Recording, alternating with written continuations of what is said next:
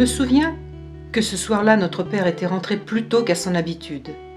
À peine avait-il franchi la porte du salon qu'il s'écria d'un ton plein de joie et d'exaltation. « Armandine, les enfants, venez vite. Paris est une ville vraiment extraordinaire.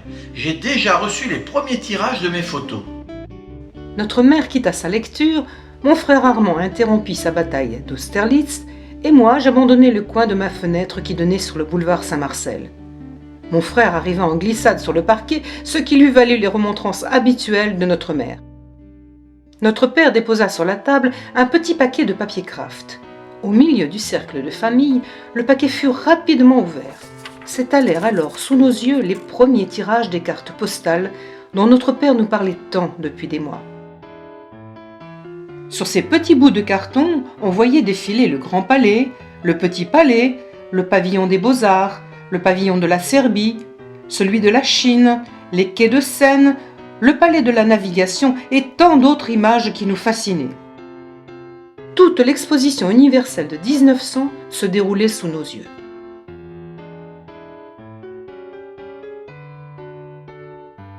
Notre père exultait et disait à maman en la serrant fort par la taille. « Armandine, on va être riche, tu comprends? Riche, très riche. » Notre père était photographe, pas un de ces photographes prisés des célébrités, non, il tenait simplement boutique et cabinet noir rue Mouffetard. Quelques mètres carrés meublés de comptoirs en bois, de présentoirs et juste derrière son cabinet photographique. Ses clients venaient ici poser seuls, en couple, en tenue du dimanche, en militaire. Il y avait pour donner du style aux photoportraits des colonnes grecques en carton-pâte, des décors champêtres, de lourds rideaux, un canapé, des grands vases et des bouquets de fleurs en soie. Un vrai palais de l'illusion. Mon père ne se satisfaisait pas de cette situation. Il travaillait sans enthousiasme. Ce qu'il aimait par-dessus tout, c'était partir, laisser ses lampes au magnésium, quitter son cabinet noir et rejoindre la lumière, la vraie. Sa chambre noire portative sur l'épaule et sa lourde sacoche de matériel à bout de bras, il sillonnait Paris. Il photographiait les gens en train de vivre, des scènes de rue, des travailleurs, des indigents. Il nous disait qu'avec son appareil photographique, il aspirait Paris, il aspirait la vie. Un jour de 1899, au hasard de ses reportages, alors qu'il aspirait la vie sur les quais de la Seine, arrivé au niveau du pont de l'Alma, à la vue des titanesques travaux de l'exposition universelle, lui vint l'idée d'être le premier à proposer aux futurs visiteurs toute une collection de cartes postales souvenirs. L'exposition avait pour thème le bilan d'un siècle. Tout devait être présenté au reste du monde. L'industrie, les arts modernes, l'électricité, l'aviation, la grande roue de 100 mètres de haut, le village suisse reconstitué, les trottoirs roulants et toutes ces innovations qui devaient assurer la place prépondérante que la France allait tenir en début de ce siècle. L'engouement des populations pour la carte postale était en plein essor. Mon père avait enfin trouvé sa place dans ce tourbillon qui allait nous faire passer dans la plus grande des euphories d'une rive d'un siècle à une autre, pleine de modernisme, de grandes découvertes et d'espoir. En usant de quelques relations, il parvint à obtenir un laissez-passer pour accéder au cœur de l'exposition en travaux.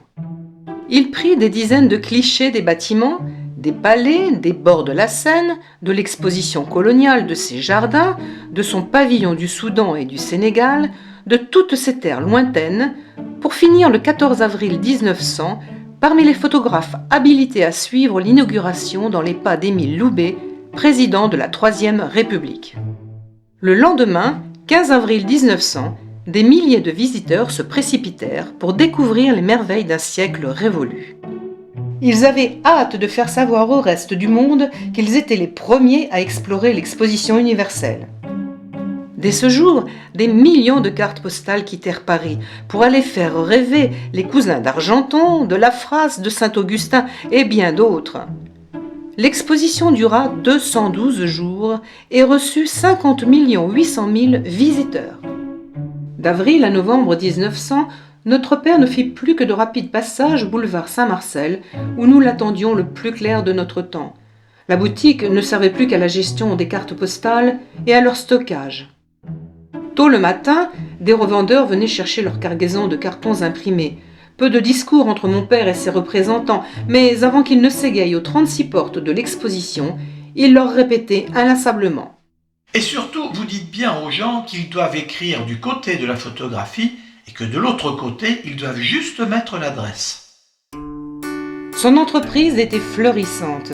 Sa fierté se portait tout particulièrement sur les 3 lettres EBJ notées sur chacune des cartes postales, ces 3 lettres qui signifiaient « Édition des Beaux Jours ».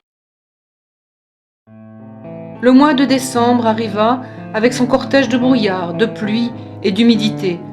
Certains jours, les brumes et les fumées rendaient l'air de la ville irrespirable. Alors, la mélancolie s'emparait de moi. J'avais grand mal à respirer. Notre mère trouvait que mon frère et moi étions palichons et que nous n'avions ni entrain ni appétit. Pourtant, les dimanches après-midi, nous partions tous les 4 prendre l'air, tantôt au jardin des plantes, tantôt au jardin du Luxembourg. Mais celui que nous préférions, c'était le jardin des Tuileries. Nous y allions en fiacre. Arrivés au grand bassin, notre père nous louait un magnifique bateau à voile et pendant que nous guidions notre goélette, nos parents de loin nous surveillaient tout en souriant. Noël 1900 se passa en famille au coin du feu, en compagnie de l'oncle Désiré et de son épouse, tante Alphonsine. Notre appétit déclinait, et l'oncle Désiré, qui au dire de mon père tenait mieux à table qu'à cheval, ne put s'empêcher de faire remarquer à nos parents que nous picorions comme des oiseaux et que nous avions une mine de papier mâché. Certainement vexés ou simplement inquiétés par les propos de l'oncle Désiré, quelques jours après Noël, nous vîmes débarquer dans notre appartement du boulevard Saint-Marcel le docteur Martius. Petite taille, petite barbe blanche, petite sacoche, petite lunette, petite voix, mais grande réputation. Il était le médecin de la famille. Il paraît, s'il fallait le croire, qu'il nous avait vu naître mon frère et moi. Des bons conseils du docteur Martius, nous n'avions retenu, mon frère et moi, que ce séjour au bord de la mer. Nous avions rayé de nos esprits l'huile de foie de morue et la cuillère de sirop gadoise qui était censée nous purifier le sang, nous stimuler l'appétit et nous redonner des forces face à la maladie. Notre père ne voulut pas rester en compte et prétendit que lui aussi se sentait affaibli par tant d'activité. Un ami lui avait conseillé la consommation régulière de vin Mariani. Prescrit par le corps médical et par les plus grands de ce monde, il effaçait les anémies, le surmenage, les affaiblissements du cerveau, les maux d'estomac, les affections nerveuses, car il contenait du coca du Pérou. Avec l'arrivée des beaux jours, notre état de santé s'améliora. Début avril 1901, notre mère reçut une lettre qui vint bouleverser nos petites vies bien tranquilles, partagées entre l'école, les leçons de piano et les promenades dominicales. Nous venions de louer pour notre plus grand bien et en raison de notre santé fragile, une maison à Fouras-les-Bains. À compter de ce jour, tout changea à la maison. On ne parlait plus que de cela. La ville au nom bizarre qui amusait tant mon frère avait été repérée sur une carte de France. Nous connaissions déjà le nom des villes que le train allait traverser avant d'arriver à la mer. Nous connaissions les noms et prénoms de nos loueurs. Enfin, Armand avait appris par cœur le libellé de la petite carte qui nous avait été offerte lors de l'achat de nos billets de train. Fouras, le parc, les chênes verts, excursions, pêche, casino, théâtre, concert, bal, poste, télégraphe et téléphone. Ce nom de Fouras était prononcé à la maison des centaines de fois par jour, comme pour s'assurer que c'était bien sûr, nous allions partir à la mer. Cependant, une ombre venait ternir l'idyllique tableau. Notre père ne pouvait pas partir en même temps que nous. Vous comprenez les enfants, l'été c'est le moment où il y a beaucoup de monde qui achète des cartes postales. Et maintenant que les éditions des Beaux Jours emploient 62 personnes et que je dois m'occuper des 8 succursales, je ne peux pas me permettre de partir et laisser la faire tourner toute seule. J'irai donc vous rejoindre de temps en temps. Au fil des mois, les préparatifs s'accélérèrent. À plusieurs reprises, nous nous rendîmes à la Samaritaine, grand magasin tout près du Pont-Neuf. Il proposait à sa clientèle tout ce qu'il fallait pour les grands voyageurs.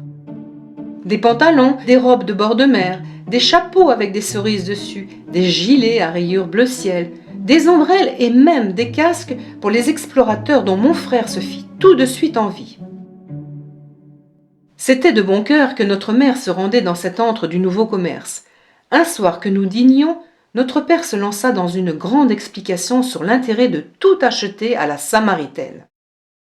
Vous comprenez, ma chère Armandine, la Samaritaine, c'est le modernisme. Entrée libre, prix affiché, donc pas de crainte de se voir voler sur la marchandise. Marge sur chaque article réduite. Dernière nouveauté exposée, vendeuses et vendeurs souriants et de bons conseils. C'est ça l'avenir.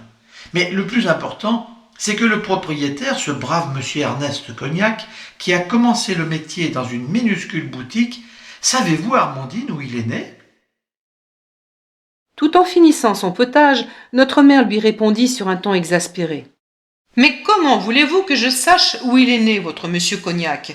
Tout ce que je peux vous dire, c'est qu'avec les enfants, nous venons de passer tout l'après-midi dans son magasin, très grand magasin, et que nous sommes exténués. » Eh bien, il est né sur l'île de Ré, plus exactement à Saint-Martin-de-Ré, au bord de la mer, juste à côté de Fouras-les-Bains, et que lui doit savoir exactement ce qu'il vous faut pour séjourner au bord de la mer. Un grand silence accompagna l'intervention de notre père. Mon frère fut pris d'un profond bâillement, j'avais les yeux qui me piquaient de sommeil et je m'endormis sur ma chaise. Tout alla très vite. Un livreur apporta les 2 grandes malles au couvercle bombé qui avaient été commandées dans une boutique vers la rue Soufflot. La petite chambre bleue fut utilisée pour entreposer nos affaires. Le linge et les vêtements s'empilaient sur le lit et sur les fauteuils. Notre mère devenait fébrile. Juin passa, juillet pointait son nez et tout commençait à sentir l'air du large. L'oncle et la tante continuaient à nous rendre visite régulièrement. Un séjour à Deauville en 1898 leur permettait de nous abreuver de conseils. Notre tante nous apportait ses recommandations sur les dangers des expositions au soleil, sur la transpiration excessive, sur les séjours prolongés sous les arbres et, avant toute chose, sur la menace que pouvaient présenter les bains de mer pour nos santés fragiles. Notre oncle, lui, nous mit en garde sur l'usage des boissons fraîches et sur la consommation trop régulière de crustacés et de fruits de mer. Nos billets de train étaient sur le buffet de la salle à manger depuis quelques jours. Tout était prêt. Rien ne manquait à l'inventaire. Je ne me lassais pas de rêvasser devant cette cartelette en couleur que notre père avait rapportée de la gare d'Austerlitz. J'avais beau scruter l'image de mon mieux, je ne parvenais toujours pas à m'imaginer cette mer que je n'avais jamais vue. Le grand jour était enfin arrivé. Nos malles avaient été transportées par le préposé jusqu'au wagon à bagages. C'était la première fois que nous montions dans un train. Notre père, dans une étreinte collective, nous donna ses dernières consignes. Soyez bien sage pendant le voyage, occupez-vous bien de votre mère et surtout n'oubliez pas de m'écrire pour me raconter votre séjour. Un long sifflement strident et modulé nous fit mettre les mains sur nos oreilles. Une première secousse suivie d'une seconde, encore plus brutale, et notre wagon commença à rouler. Sur le quai de la gare d'Austerlitz, notre père nous faisait de grands signes de la main. Pendant un court instant, notre mère secoua son mouchoir en direction du quai, puis le serra fort sur sa bouche. Le convoi n'en finissait pas de sortir de la gare. Notre père suivait le wagon d'un pas tranquille. Notre mère avait les yeux rougis, sans doute par la fumée mêlée à la vapeur qui envahissait la haute voûte de verre et d'acier. Notre train finit par prendre de la vitesse. Notre père disparut dans de lourdes volutes de vapeur. Nous quittions l'immense verrière. Le soleil traversa notre compartiment. L'aventure commençait. À nous l'océan, à nous Fouras-les-Bains. La campagne défilait sous nos yeux émerveillés. Paris n'était plus qu'un souvenir. Les enfants, dans 8 heures nous devrions voir l'océan, furent les premiers mots que prononça notre mère bien après notre départ. Le nez collé à la vitre, mon regard fouillait déjà l'horizon, à la recherche d'un signe, un bateau, une plage, une dame avec une ombrelle. Je m'endormis dans les bras de maman. Le convoi gémit, puis frissonna, se secoua et d'un dernier balancement s'arrêta. J'ouvris les yeux. Sur un grand panneau, je pus lire « Tours ». J'avais l'impression d'avoir quitté Paris depuis plusieurs jours. 2 heures d'arrêt à Tours ne suffirent pas à nous délasser de cette première partie du parcours.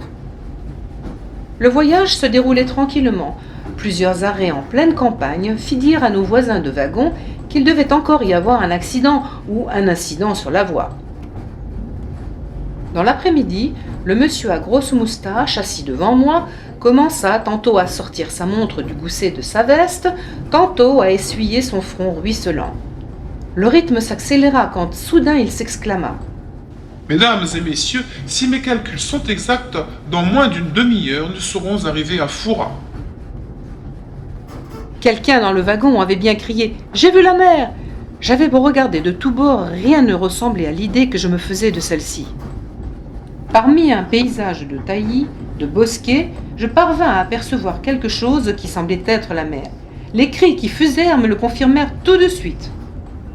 Le train ralentit, une dernière courbe, les dernières secousses, les derniers crissements des freins, et enfin le panneau en émail bleu sur lequel je pus lire « Foura, les Bains ».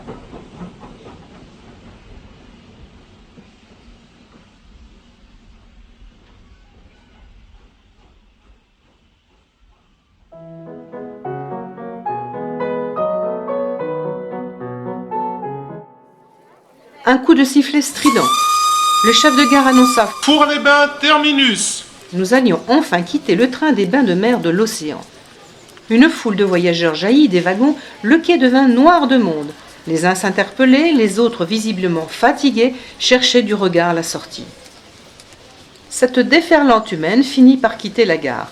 Des porteurs, des conducteurs de voitures à chevaux cherchaient leurs clients.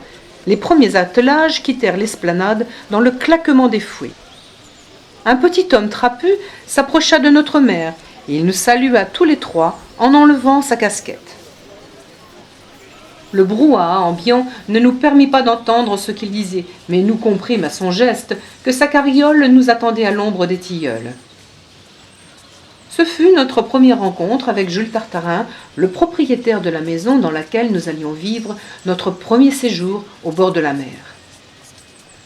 Les malles achetés rue Soufflot et les 2 grosses sacoches en cuir furent solidement attachées sur la charrette à bras de M. Tartarin.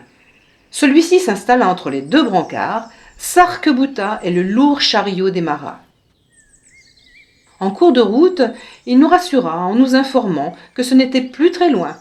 Arrivé devant la mairie, M. Tartarin fit une pause au milieu de la rue. Il s'essuya le front et d'un geste ample nous expliqua qu'ici, c'était la rue des 2 ports. À un bout, on trouvait le port nord et à l'autre bout, le port sud. Tout en reprenant notre route, il nous rassura en nous expliquant qu'à Foura, on ne pouvait pas se perdre, car tous les chemins menaient non pas à Rome, mais à la mer. 3 ou 4 habitants goguenards, attroupés sur notre passage, interpellèrent M. Tartarin. On ne comprit rien de ce qu'il disait, mais sans lever les yeux des cailloux blancs de la rue, notre propriétaire leur répondit dans une langue qui nous était étrangère. Tout ce que l'on put en conclure, c'est que sa réponse devait être bien amusante, car les commis bouchers qui étaient sortis sur le pas de leur étal se tapaient les cuisses tout en riant bien fort. Après quelques centaines de mètres dans la rue de la Fée-du-Bois, nous arrivions enfin à destination. Une belle petite maison basse avec des grosses pierres de taille dans chaque angle, des fleurs, une treille qui parcourait tout le jardin et une dalle de pierre scellée au-dessus de la porte sur laquelle était gravé « Année 1856 ». Le long de l'habitation de monsieur et madame Tartarin, une large allée permettait l'accès à une autre maison. Nous venions de découvrir ce lieu magnifique, entouré d'arbres et de fleurs, dans lequel j'allais passer les plus beaux moments de toute mon enfance. La maison était fraîche et claire. Le mobilier n'avait rien à voir avec celui que notre mère avait choisi pour notre domicile du boulevard Saint-Marcel. Madame Tartarin nous attendait à la cuisine. Très souriante, elle s'essuya les mains sur un grand tablier bleu marine et après nous avoir accueillis, elle nous informa que tout était prêt pour le dîner de ce soir. Je m'endormis, des paysages défilaient encore devant mes yeux.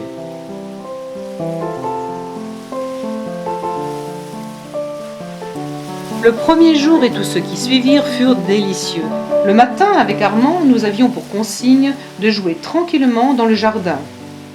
Ces fraîches allées, sa pergola fleurie, le petit bassin en ciment couvert de nénuphars, tout cet espace était pour nous, rien que pour nous.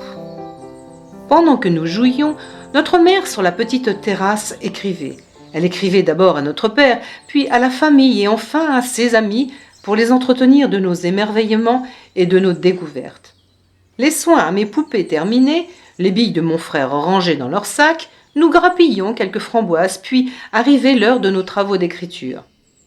Soit nous écrivions des passages des lettres de mon moulin de M. Daudet sous la dictée de notre mère, soit nous étions chargés de raconter à notre père le déroulement de notre nouvelle vie à Fourras-les-Bains. J'aimais beaucoup ces activités. Armand, en tant qu'à lui, rechignait. Il soufflait, s'agitait, se tortillait sur sa chaise qu'il prétendait toujours trop haute ou trop basse, selon les jours.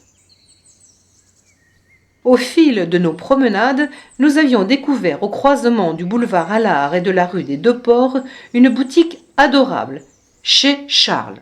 Monsieur Charles vendait des corsets, de la lingerie, des chemises, des bonnets de nuit, mais aussi du papier à lettres, des enveloppes, de la colle à papier et des cartes postales. Monsieur Charles devint vite un de nos fournisseurs patentés. Je m'y fournissais tout particulièrement en cartes postales locales.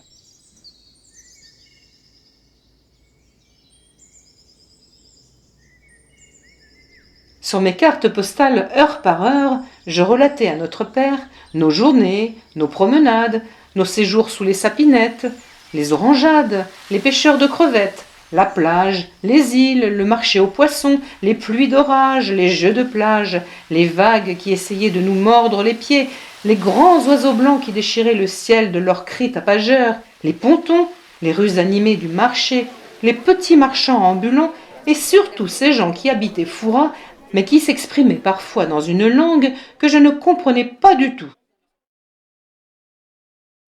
Au contact de monsieur et madame Tartarin, Armand avait fait, au grand désespoir de notre mère, de rapides progrès dans la pratique de cette nouvelle langue nommée patois. Cette facilité et l'intérêt qu'Armand marquait pour ce nouvel apprentissage inquiétaient beaucoup notre mère. Il progressait et quand il se mettait à me réciter tous ces mots, ce n'était qu'éclat de rire au fond du jardin. Il me parlait de la berouette de Jules Tartarin, du chapia de sa femme, de mes catins au lieu de mes poupées, des poumes qui grossissaient dans le pommier. Et quand il se mettait à pleuvoir, Armand disait « Au mouille, on va faire sortir les cagouilles » et nos rires repartaient de plus belle. Notre mère s'était entretenue du problème avec Antoinette Tartarin. La brave dame, d'un large sourire, lui avait répondu « Parlez, coumé parlant tous dans mon village !» Cette réponse n'était pas faite pour rassurer notre mère, et à partir de là, elle prit conscience que nous vivions dans un autre monde, et qu'il allait bien falloir s'adapter à celui-ci, faute de voir tous ces braves gens se mettre à parler le français de Paris. Au début de notre séjour, les après-midi étaient consacrés à notre santé. Notre mère, munie de son ombrelle, ouvrait le chemin. À son bras, un panier en osier contenait notre goûter de 4 heures et une bouteille en verre recouverte d'un linge humide. Dans ses pas, nos chapeaux bien enfoncés sur la tête, nous traînions les pieds. Notre mère nous pressait, car planaient au-dessus de nos têtes l'insolation et les saignements de nez. Notre parcours était toujours le même.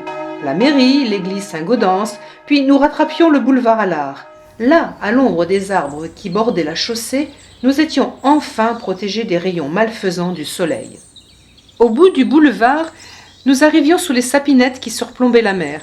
Un mélange d'air chaud et d'air du large me laissait une sensation de bien-être.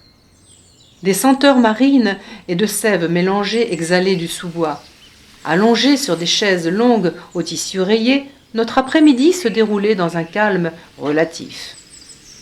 Des cris, des chants mêlés au bruit des vagues montaient de la plage où quelques innocents, inconscients du danger, jouaient sur le sable.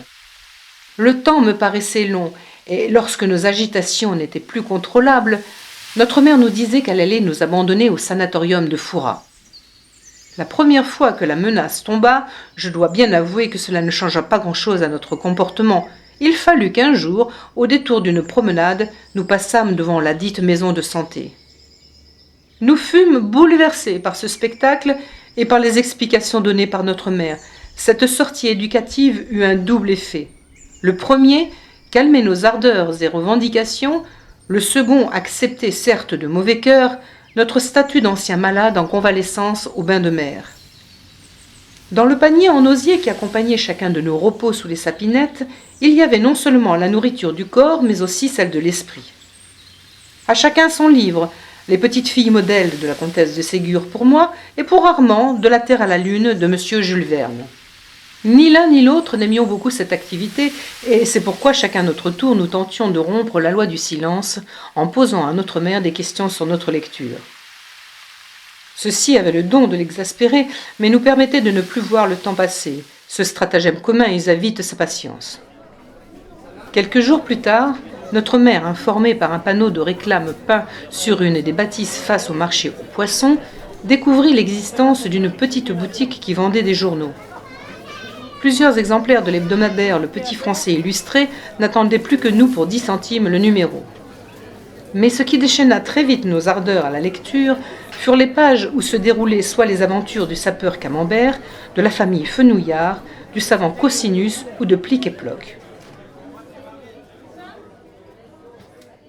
Les histoires défilaient sous nos yeux sous forme de petits pavés illustrés, sous lesquels de courts textes complétaient les effets comiques.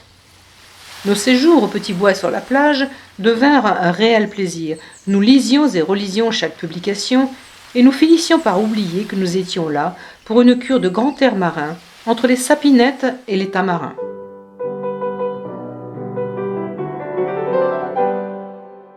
Il avait été convenu, bien avant notre départ, que notre mère serait assistée d'une personne pendant notre séjour au bain de mer. Cette décision s'était concrétisée dès notre arrivée à Fouras par la présence chaque matin à la maison d'Antoinette Tartarin. Elle préparait les petits déjeuners, confectionnait le repas de midi et accommodait pour le soir un dîner que notre mère se chargeait de sortir du garde-manger et éventuellement de réchauffer. Bien que discrète et peu bavarde, Antoinette nous apprit qu'hormis son goût marqué pour la cuisine et le bien-être de son mari Jules, elle entretenait une autre passion, celle de la pêche à la crevette. Lorsque la marée le permettait, en fin de matinée ou dans l'après-midi, Antoinette se transformait en pêcheuse de crevettes. Elle revêtait un pantalon bouffant très serré à la taille, qu'elle recouvrait d'un large tablier de toile épaisse et se coiffait d'un fichu noir pour mieux se protéger du soleil, du vent, de la pluie et du froid selon les caprices du temps. Ainsi vêtue, elle partait attraper les précieuses crevettes, sa balance d'une main, son panier sur l'épaule équipé d'une longue perche de bois à l'extrémité fourchue. Cette activité d'Antoinette nous permit de déguster nos premières crevettes fraîches. Qu'elles soient cuites au courbouillon ou simplement frites à la poêle, l'odeur de cette cuisine m'enivrait. Ces jours-là, notre mère restait dehors, prétendant que tout allait sentir la crevette dans la maison et que même ses vêtements et ses cheveux s'imprégnaient de cette attachante odeur. Avec Armand, nous adorions manger ces petites bêtes qui arrivaient grises à la cuisine et qui devenaient roses après cuisson. Les décortiquer avec les doigts, les manger avec les doigts et pour finir se lécher les doigts s'ajoutait à notre délectation. Notre mère ne partageait pas du tout notre passion pour le petit crustacé rose et elle se contentait du pain et du beurre salé qui accompagnaient toujours la dégustation. Nous découvrîmes au fil des semaines que la passion avouée d'Antoinette pour la pêche à la crevette était en fait une petite activité lucrative qui permettait aux couples d'améliorer leur ordinaire. Elle avoua plus tard qu'à Fouras, les femmes n'avaient pas grand choix pour gagner un peu d'argent. Soit les crevettes, soit les huîtres qu'il fallait arracher au rocher avec un piolet en métal, soit travailler à la laiterie. À part cela, les moyens d'améliorer l'ordinaire ou simplement d'assurer sa survie étaient rares, voire inexistants, surtout en dehors de la présence des baignasous. Le couple Tartarin fut parmi les premiers à comprendre 3 choses capitales pour leur avenir: la mutation de Fouras-sur-Mer en Fouras-les-Bains, l'extraordinaire réclame faite dans toute la France, et enfin la prodigieuse vitesse du train des bains de mer qui mettait leur ville à quelques heures de Paris. Jules Tartarin était artisan maçon. Il avait quitté l'école à l'âge de 12 ans, ne présentant pas d'intérêt particulier pour la poursuite de longues études. À Fouras, il n'y avait que 3 alternatives à ce genre de situation: devenir pêcheur, devenir maçon ou quitter la région pour aller tenter sa chance ailleurs. Le père de Jules, qui était lui-même maçon, lui conseilla de prendre sa succession dans la taille de la pierre, l'assemblage des moellons et le crépissage des façades à la chaux. Sa mère l'incita elle aussi à suivre cette voie. Elle fit remarquer qu'il n'y avait pas de monument à la mémoire des maçons morts au pied du mur, mais que la côte était parsemée de stèles, de colonnes et de calvaires à la mémoire des pêcheurs morts en mer. Jules hérita tôt de ses parents d'une petite maison construite par son père rue de la Fée-du-Bois. Quand ils constatèrent l'essor touristique de Fouras, Jules commença la construction de la villa à côté de sa propre maison, en vue d'en tirer profit en la louant plusieurs mois par an à des baignasous. Mais cette initiative fit que les Tartarins furent vite montrés du doigt. Jugés et soupçonnés d'être passés à l'ennemi, de renier les leurs, les plus médisants se demandaient pour qui, pourquoi tout ça, car leur union n'avait à ce jour produit aucune descendance. Malgré les efforts de notre mère pour que nos bains de grand air sous les sapinettes se déroulent pour le mieux, nous devenions de plus en plus turbulents. La seule alternative pour mettre fin au désordre était la plage. Notre premier séjour sur le sable fut comme une extase. Il y eut, il se doit, les consignes de sécurité de rigueur. Pas trop de soleil, avoir la tenue adaptée à l'activité et surtout, pas question de se précipiter comme ces quelques inconscients dans l'élément liquide. Sur la plage, des abris solaires avaient été installés. Notre mère, sous le frais ombrage, nous le surveillait tout en lisant. Au fil des jours, elle s'était même liée de conversation avec quelques dames de la plage qui, comme elle, surveillaient leurs enfants. Ces rencontres furent pour nous d'un grand secours. Comme une libération, nous pouvions enfin élargir notre rayon d'action, courir pieds nus sur le sable, jouer là où les vaguelettes se brisent et construire nos premiers châteaux de sable. Bien que rappelés à l'ordre à intervalles réguliers par notre mère, nous profitions pleinement de l'espace, de l'air, de notre joie de vivre et de la nature tout entière. Au fil de nos séjours sur le sable, notre peau prit une belle couleur. Le soleil avait accentué les taches de rousseur de mon frère et mes cheveux châtain clair avaient viré au blond. Au début, ces mutations inquiétaient notre mère et, voyant que rien ne pouvait changer le fil des choses, nous finirent tous par nous en amuser. La plage devint vite l'épicentre de notre vie. Tout y était sujet à rire et à amusement. Petit à petit, nos tenues de plage s'étaient allégées, nous pouvions enfin nous libérer, jouer avec d'autres enfants de notre âge. Nous inventions des histoires de poupées qui vivaient dans de grands châteaux de sable recouverts de coquillages, de coquilles d'huîtres d'un blanc éclatant. Notre mère semblait, elle aussi, se complaire de ce nouvel art de vivre au grand air. Elle avait fini par s'habituer au sable qui rentrait dans les chaussures et qui, malgré toutes les précautions, croquait sous nos dents en mangeant notre 4 heures. Au sommet du dévergondage, notre mère osa même séjourner à la plage sans son chapeau. Nous prenions nos premiers bains de mer, encadrés par le mari d'une amie de maman. De grandes moustaches barraient son visage. Une voix grave et sonnante faisait que, sans avoir peur de lui, nous étions très attentifs à ses consignes. Une main sur les cordages qui nous assuraient et qui, je dois l'avouer, me rassurait, l'autre tapant vivement l'eau, nous sautions dans les vagues, nous faisions de grandes gerbes, et quand parfois nous prenions la tasse, notre surveillant de baignade attitré venait nous secourir en nous administrant quelques vigoureuses claques dans le dos.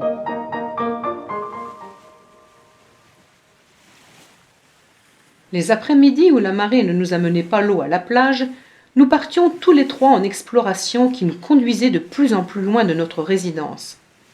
Alors qu'habituellement nous traînions les pieds pendant nos ordinaires promenades, ce qualificatif d'exploratoire attisait nos curiosités.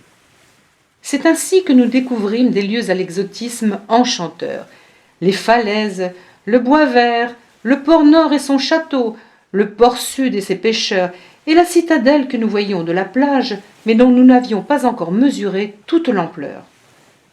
Notre mère s'était transformée pour nous en véritable guide.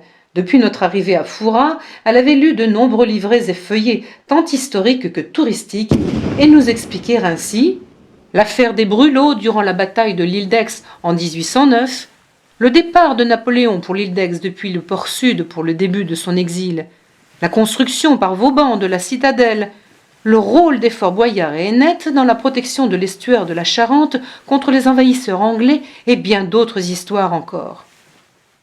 Après quelques-unes de nos explorations, nous savions pointer du doigt sans nous tromper aussi bien l'île d'Aix, l'île Madame, le Fort Boyard, l'île de Léron que l'île de Ré. Nous avions découvert les pontons et ce qu'était un carlet de pêche, ces bras tendus vers l'océan du haut desquels des hommes ni marins ni terriens tentaient d'extraire de la mer nourricière quelques plis, carlets, mulets, terres et autres poissons scintillants. Armand, lui, était fasciné par les bateaux, par la pêche et par ces hommes au visage buriné, ces héros qui traversaient les pertuis pour aller tendre lignes effilées dans l'immense étendue bleue. Sur les jetées, au retour des bateaux, le spectacle des poissons argentés qui se débattaient dans leurs caisses en bois dans un ultime et désespéré tressaillement attirait les badauds. Mon frère était aux premières loges pour vivre pleinement ce spectacle. Avec ma mère, nous nous tenions à l'écart loin du bruit et de l'odeur qui nous levait le cœur en attendant le retour d'Armand qui prétendait qu'un jour, il serait lui aussi marin-pêcheur. Rien ne semblait pouvoir échapper à nos curiosités, mais toutefois il y avait un lieu à Fouras dont l'approche était soigneusement évitée par notre mère, le casino. À plusieurs reprises, j'avais interrogé notre guide pour savoir à quoi servait ce lieu. Notre mère était restée évasive. C'était, disait-elle, un lieu de perdition et de débauche. Le mot perdition ne m'évoquant pas plus de choses que celui de débauche, il fallut admettre qu'à Fouras il y avait comme un trou noir, un gouffre près duquel nous ne devions même pas nous approcher et d'où pourtant jaillissaient souvent des rires, des chants, de la musique et des applaudissements. Il y avait-il sur terre, et plus précisément à Fouras, un enfer dans lequel les damnés paraissaient vraiment s'amuser ? Des doutes s'installèrent en mon esprit d'enfant. Nous finissions notre 4e semaine au bain de mer, qu'il me semblait que nous avions tout exploré des environs immédiats de Fouras et que nous avions déjà quasiment tout cartographié. Pourtant, un matin, après être restés longuement à discuter à la cuisine avec Antoinette, notre mère vint nous rejoindre sous la glycine pour nous annoncer que cet après-midi, faute de pleine mer, nous irions au paradis. Fouras devint ainsi, à mes yeux, un pays extraordinaire, avec au nord un enfer supposé et au sud un paradis qu'il nous restait à découvrir. Le jour même de l'annonce, nous nous retrouvions tous en route pour le paradis. Le boulevard des Deux Ports, le port sud, la Coue et enfin le lieu tant espéré se présenta à nous. Un groupe de personnes regardait une femme sortir des entrailles de la terre. Je vis d'abord sa tête, puis son buste, et enfin son corps tout entier. Je serrai très fort la main de maman qui continuait son chemin sans s'apercevoir que nous allions être les témoins d'un incroyable miracle. J'avais déjà entendu parler de l'arbre du paradis et de sa pomme, mais jamais de sa fontaine. Le miracle s'effaça soudain. Pas de dame en blanc qui sortait d'une grotte marine, non, seulement une brave dame venue puiser de l'eau claire et fraîche au fond de ce trou nommé fontaine du paradis. Nous voyant surprise, la dame de la source nous dit « Ô les bounes à bord vaché, ô les bounes comme l'eau devait d'eau querée, ô fait d'eau bonne à la bedasse !» Interloquée par la formule, notre mère me regarda interrogative, puis se tourna vers mon frère qui nous dit « Elle dit qu'elle est bonne à boire et qu'elle est excellente pour les intestins. » Notre mère s'empressa d'un grand sourire en direction de la dame de la grotte, et nous reprîmes notre chemin. La plage du paradis découverte, nous redescendions sur terre, toujours entraînant les pieds pour reprendre notre chemin de retour. La chaleur était accablante. Un vent de terre desséchait le village. À travers les barreaux de la grille, le facteur me tendit un paquet de lettres en me disant quelque chose du genre « Il fait chaud, étions tout à quenis. T'as la drôlesse, va donc donner ça à ta mère. » La poignée de lettres posée sur la table, je découvris qu'il y avait surtout une carte postale de Paris. Papa y disait « J'arrive samedi au train du soir, je vous embrasse bien fort tous les trois, à samedi, signé Honoré. » Cette nouvelle provoqua une grande agitation à la maison. Maman chantait, Armand courait dans le jardin à cloche-pied en répétant « Papa arrive, papa arrive !» Le samedi arriva sans hâte. En habit du dimanche, Nous attendions sur la place de la gare. Un nuage de poussière mêlée à la vapeur balaya le quai de la gare. Des sifflements, des gens qui s'interpellaient, quand soudain il me sembla reconnaître la silhouette de notre père. Maman cria bien fort « Honoré !» Après les étreintes et les larmes de maman, il fallut récupérer les bagages de papa. Pour cela, maman avait fait appel à monsieur Lafleur. Homme de main et de confiance connu de tout Fouras, Lafleur rendait tout un tas de services. Bien entendu, le transport des bagages, les commissions chez les commerçants, les menus travaux et bien d'autres services. Grand débrouillard inventif et inspiré, il savait résoudre tous les problèmes du quotidien. À chacune de ses prestations, il offrait en signe de sa reconnaissance une fleur. Cette simple fleur avait au fil des ans construit sa réputation et son surnom. Au petit déjeuner, nos parents étaient radieux. Le soleil inondait la salle à manger, nous baignions dans le bonheur. Papa porta sur moi son regard. « Tu as bonne mine, Charlotte, mais qu'as-tu fait de tes cheveux? Ils sont presque blonds. » Je n'eus pas le temps de répondre que ni maman, ni Armand, ni moi ne pûmes retenir un grand éclat de rire. « Et toi, mon garçon, mais tu as regardé le soleil au travers d'une passoire. On dirait que tu as encore plus de taches de rousseur qu'avant. » Un fou rire dévastateur s'abattit sur nous quatre. Papa et maman furent obligés de sortir sur la terrasse pour qu'enfin le calme revienne. Nos premiers jours avec notre père furent consacrés à la visite de Fouras. Nous parcourions les rues, les boulevards, les plages. Nous lui présentions du bout du doigt les points essentiels des panoramas. Notre père était fier de nous. Nous déambulions sous les pinèdes dans les bois du casino en nous tenant tous les quatre par la main. La grande différence avec les promenades que nous faisions avec maman, c'est qu'en fin d'après-midi, on rejoignait le centre-ville. Là, nous avions droit à une suppette, je dis bien suppette et non pas sucette. Au dire du confiseur qui les avait inventés, la suppette se déclinait en 1000 parfums. Ces fameux bâtons de sucre d'orge faisaient le délice des petits comme des grands. On ne pouvait pas visiter Fouras sans avoir connu le ravissement de la dégustation d'une suppette. La suppette en bouche, nous nous dirigions alors vers le café de la promenade. Bras dessous, papa et maman nous ouvraient un passage dans la cohue amassée devant l'entrée. Sous les frais ombrages, nous dégustions des sirops de grenadine bien frais. Je ne sais pas trop ce que nos parents consommaient, mais ce qui nous ravissait, mon frère et moi, c'était cette étrange bouteille en verre recouverte d'un grillage métallique que le garçon amenait à notre table. L'eau jaillissait de celle-ci en actionnant une sorte de gâchette placée en son col. Arrivée dans le verre, l'eau libérait un flot de bulles dans un jet pétillant. Nos parents savouraient dans de grands verres une boisson d'un jaune transparent tout en discourant. Cette bouteille exerçait sur nous une réelle fascination. Malgré l'interdiction parentale, c'était à qui de nous deux arriverait à libérer le siphon et à faire jaillir la source d'eau gazeuse.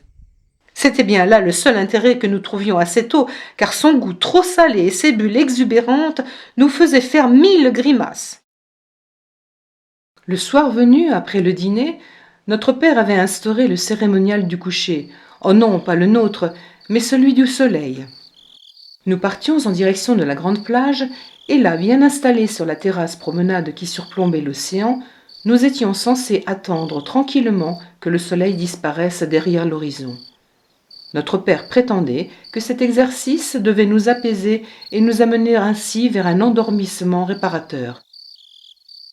La fraîcheur venait doucement nous envelopper, le ciel s'embrasait, le disque solaire prenait des dimensions extravagantes. Son bord inférieur commençait à toucher l'océan, et c'est là qu'en principe Armand, rompant le charme de ce grandiose spectacle de la nature, ne pouvait retenir un long « pssst » semblable à celui que fait une poêle très chaude que l'on plonge dans de l'eau fraîche. « Décidément, Armand, tu resteras toujours aussi sot. » La nuit nous enveloppait, papa tenait maman par les épaules, et nous rentrions par les rues blanches sous la clarté lunaire.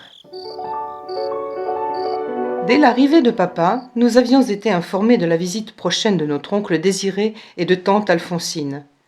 Le lundi 12 août, une voiture légère, attelée d'un fringant cheval noir, s'arrêta devant la grille. Désiré et Alphonsine se tenaient bien droit à l'arrière. En vrai gentleman, notre oncle descendit le premier pour aider de son bras robuste notre tante à descendre. L'oncle Désiré régla sa course au conducteur et nous nous retrouvâmes tous sur la petite terrasse. Après avoir largement commenté leur voyage en train qui avait, semble-t-il, très éprouvé notre tante, il y eut la diffusion des dernières nouvelles de Paris. La nouvelle loi sur les associations votée en juillet, qui, pour le plus grand plaisir de l'oncle, allait assurer la dissolution de centaines de congrégations religieuses. Celle sur la limitation de la vitesse des automobiles à 10 km/h fut qualifiée par notre oncle de scélérate. Notre père bondit alors de son fauteuil. Vous savez, Désiré, Fouras-les-Bains, ce n'est ni l'Afrique noire, ni nos comptoirs de Pondichéry et de Chandernagor. Ici, nous avons la presse de Paris, avec certes un peu de retard, mais nous sommes informés de tout ce qui se passe à la capitale. Un ange passa au-dessus de la terrasse. Notre père jugea bon de rajouter. Vous devez bien savoir qu'ici, au centre-ville, nous avons une agence avec le téléphone et le télégraphe. Vous n'allez tout de même pas imaginer que j'aurais laissé partir Armandine et les enfants à l'aventure dans l'incertitude d'une contrée sauvage et isolée. Un second ange passa un peu plus vite que le précédent, mais celui-ci fut bien heureusement rapidement chassé par l'intervention de notre mère. Je vous propose de vous rafraîchir, de déposer vos bagages dans votre chambre et nous nous retrouverons pour une promenade. Vous devez être pressés de voir la mer. Désiré et Alphonsine étaient logés chez l'habitant, de l'autre côté de la rue de la Fée-des-Bois. L'arrivée de nos deux Parisiens, dans nos petites habitudes, eut l'effet d'un tourbillon d'été sur un fétu de paille. Il fallut tout voir, tout essayer, goûter à tout. Les journées ne suffisaient pas à tout dévorer. Après avoir dégusté les fruits de mer, la chaudrée, les poissons chauds, froids, en sauce, grillés, à la mayonnaise, les glaces maison, les pâtisseries du jour, il fallait vite aller déambuler sur la plage, au pied du sémaphore, sur les boulevards, relever son pantalon et mettre les pieds dans l'eau, donner son avis sur les châteaux de sable, sur les belles toilettes et les beaux chapeaux. Oncle Désiré nous emportait tous dans sa quête du plaisir. Nous ne reconnaissions plus nos parents. Ils se tenaient par la main, ils riaient, ils semblaient heureux et libres de tout. Cette tornade nommée Désiré nous convenait parfaitement. Nous étions tout le temps avec eux, mais pour autant, nous goûtions à cet immense espace de liberté dont nous disposions. Leur euphorie était aussi la nôtre. Nous avions l'impression de redécouvrir Fouras en accéléré comme dans les films des messieurs Lumière ou Méliès. Est-ce la liesse du moment, notre repas au restaurant Charrier ou la vue d'une superbe automobile qui traversa devant nous qui fit dire à notre oncle que l'année prochaine, si tout allait bien, c'est en automobile que nous remonterions le grand boulevard de la plage. Les cheveux au vent, les trépidations de la machine, le rêve s'installait en nous. En fin d'après-midi, nous nous étions tous retrouvés à la terrasse du bar de la promenade, et là, le nez dans nos verres de menthe à l'eau, nous écoutions les récits de l'oncle Désiré. Il savait tout de cet univers merveilleux et naissant de l'automobile. Il nous raconta avec enthousiasme sa visite en février dernier au salon de l'automobile de Paris.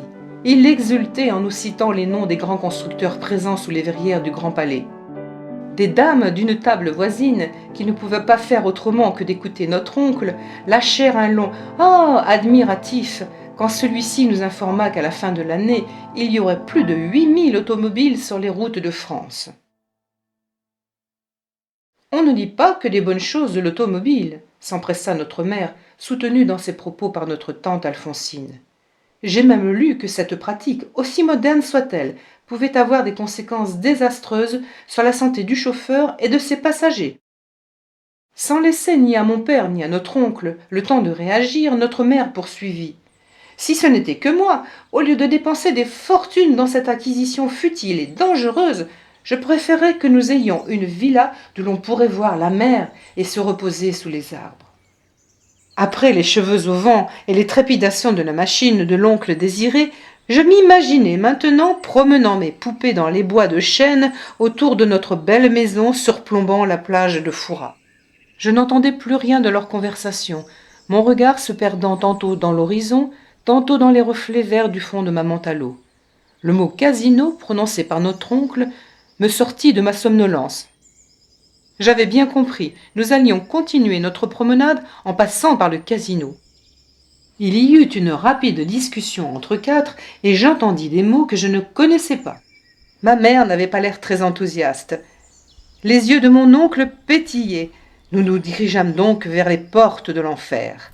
À peine avions-nous franchi le porche du casino que des échos de musique, des rires et de chants mêlés nous enveloppèrent. Tante Alphonsine marmonna en direction de notre mère quelque chose du genre « C'est le chant des sirènes qui attire les hommes ». Il fallut bien vite reconnaître que ça n'avait rien de l'enfer. Les gens au bar buvaient sous les chênes verts. Sous le kiosque en rondin, des musiciens entraînaient les couples vers la piste de danse. Des enfants couraient en tous sens. Pour satisfaire la curiosité de l'oncle Désiré, nous entrâmes dans le théâtre. Il était vide. Grâce aux lueurs du jour que nous avions laissé entrer, nous devinions ses sièges rouges et son rideau de scène à demi ouvert. Puis ce fut le tour de la grande salle, celle des tapis verts, l'enfer du jeu, le haut lieu des perditions, là où les fortunes changeaient de main et où les hommes perdaient leur âme, commenta notre mère. L'oncle Désiré, en se frottant vivement les mains, proposa à notre père d'y venir un de ces soirs jouer quelques plaques. Je fus rassurée de voir que notre père n'allait jouer ni l'argent, ni les bijoux de maman, mais simplement des plaques, car lui, il en possédait beaucoup dans sa boutique de photographie de la rue Mouffetard. Nous quittâmes le casino, l'esprit tranquille et rassuré. Nous n'avions été ni dévorés par les flammes, ni même harcelés par les fourches de quelques diables cornus. Ce matin du 14 août 1901, nous nous étions tous regroupés à l'ombre d'un figuier de la rue de la Fée-des-Bois, grand chapeau avec des cerises et des fleurs pour maman et tante Alphonsine, un canotier tout neuf pour papa, une casquette blanche pour Armand et pour moi un chapeau de paille orné d'un ruban blanc et rose. Quand je dis que nous étions tous là, il ne manquait que notre oncle. Mon père tira de son gousset sa montre quand on entendit arriver un attelage mené d'une main experte par l'oncle Désiré. Louer une voiture à cheval pour aller découvrir la presqu'île de Fouras vers la pointe de la Fumée avait été reconnu par l'ensemble de notre communauté comme une excellente initiative.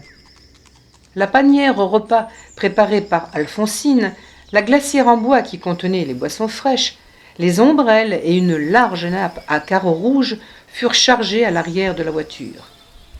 Tout le monde prit place. D'un geste léger, la mèche du fouet caressa la croupe du cheval, et ainsi, sans choc ni à-coup, notre attelage prit la direction du port Nord sous la commande chevronnée de l'oncle Désiré.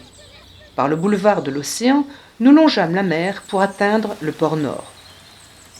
À l'arrêt devant les bâtiments du bureau du port, sans descendre de la voiture, sous les commentaires émerveillés de Désiré, nous admirions le spectacle des bateaux avec leurs filets tendus dans leur mâture. Notre oncle était en train d'inventer une nouvelle forme de tourisme, le tourisme express du XXe siècle. Nous traversâmes la presqu'île, cette terre déserte et marécageuse, régulièrement envahie par les flots, aux tempêtes d'équinoxe, contrastée avec la nature généreuse et accueillante de Fouras. Notre étonnement allait grandissant au fur et à mesure que notre équipage approchait de l'extrême pointe de la terre. Des voitures à bras, des carrioles tirées par les ânes, des dizaines de personnes allaient et venaient. Un seul mot, une seule raison à ce grand déplacement, l'huître.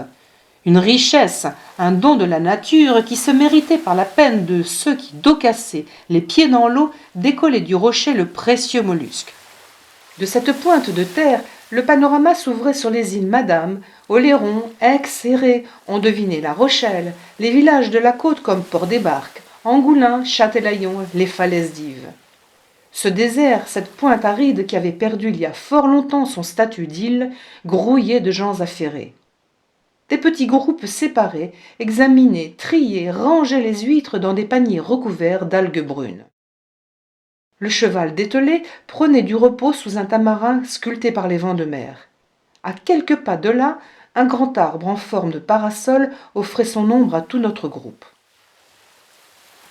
Une dame s'approcha de nous et nous proposa un panier d'huîtres pour notre repas. Désiré accepta la proposition et il lui tendit en échange quelques pièces qu'il sortit d'une poche intérieure de son veston.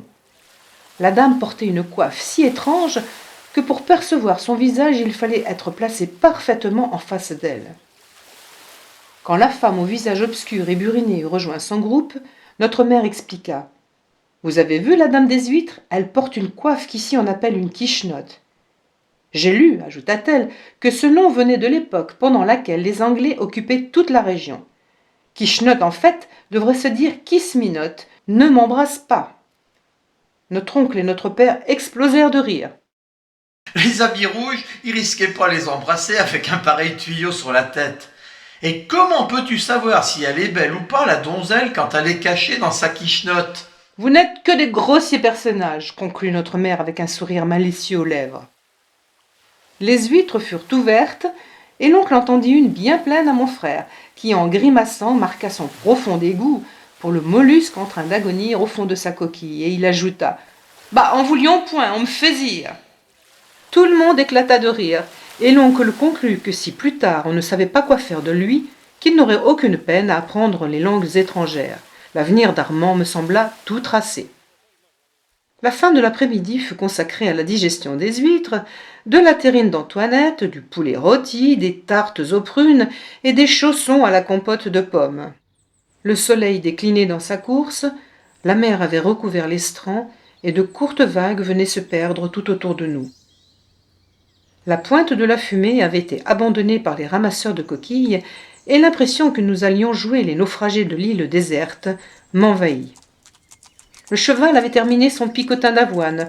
Mon oncle prépara l'attelage, serra les larges sangles, secoua vivement le harnais pour en vérifier sa parfaite sécurité, et nous repartîmes pour Fouras. Nos têtes dodelinées au chaos de la route, la brise du soir nous apaisait, plus personne ne parlait, le jour déclina. Le lendemain, 15 août 1901, comme tous les ans depuis 1856, Fouras vivait à l'heure des régates.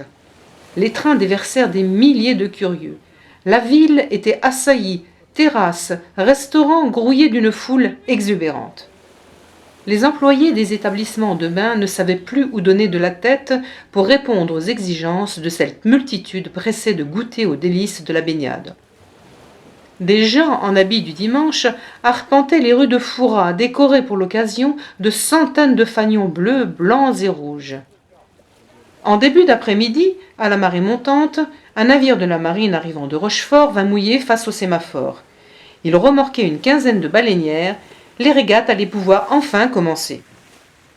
D'un côté, les baleinières aux avirons desquelles se tenaient de solides gaillards de la marine française prêts à souquer comme des forcenés, et de l'autre, de robustes pêcheurs locaux sur leurs voiliers de pêche ou sur leurs embarcations à rames, allaient se livrer une lutte sans merci. Notre plage était noire de monde. Du haut de la promenade des Sapinettes, à quelques mètres des officiels qui allaient juger l'épreuve, nous guettions tous le départ de la régate. Au sommet du sémaphore était hissé le grand pavois. Les drapeaux multicolores flottaient au vent. Nous entendîmes un coup de canon. La foule se précipita vers l'endroit où nous nous tenions pour mieux profiter du spectacle. Je serrai fort Armand par la main. La foule nous encercla, et de la régate nous ne vîmes que des jambières de pantalons, des robes rayées, fleuries, des ombrelles fermées, des cannes à pommeau d'argent, des chaussures vernies, et tout cela enveloppé dans un nuage de poussière. Alors les enfants, ça vous a plu? Vous avez trouvé ça beau? C'était vraiment un spectacle magnifique. Le lendemain, l'oncle Désiré, la tante Alphonsine et surtout notre père reprirent le train de Paris. Il ne nous restait plus que 15 jours pour terminer notre séjour de santé à Fouras. La ville se vida rapidement de ses baignasous, les rues devinrent désertes, la plage n'était plus qu'une étendue infinie de sable. Les marées d'août finirent par avoir raison des vestiges des derniers châteaux de sable. La terrasse de la promenade se vida et les marchands ambulants disparurent. Le casino perdit son affluence, ses chants et ses rires. Les jours devinrent de plus en plus courts et les soirs de plus en plus frais, mais j'avais la sensation que, dès lors, nous faisions partie du décor, que nous allions vivre pour toujours avec les marins, les pêcheuses de crevettes, les marchandes des 4 saisons du marché, avec les ramasseurs d'huîtres de la Pointe de la Fumée, avec Jules, Antoinette, la Fleur, Monsieur Charles et avec Raymonde, notre marchande de poissons. En 1905, notre père fit construire une villa près du casino en haut de la falaise. Elle fut baptisée Villa des Beaux Jours. La même année, l'oncle Désiré arriva à Fouras dans une superbe automobile Panhard et Levasseur, d'occasion certes, mais qui portait le nom prometteur de Centaure. Par la force des choses, Alphonsine avait dû s'habituer à la vitesse. Armand, après de brillantes études à Paris, possédait la pratique courante de 5 langues et de quelques dialectes dont le patois charentais. Il travaillait pour la fabrique suisse des chocolats Kohler, où il exerçait la fonction de courtier dans un espace allant de Moscou à Venise, en passant par Londres et Berlin. En 1914, après 2 années à l'école normale, je devenais institutrice à l'école communale d'un charmant village du département de la Vienne, tout en gardant le secret espoir un jour de revenir à la capitale.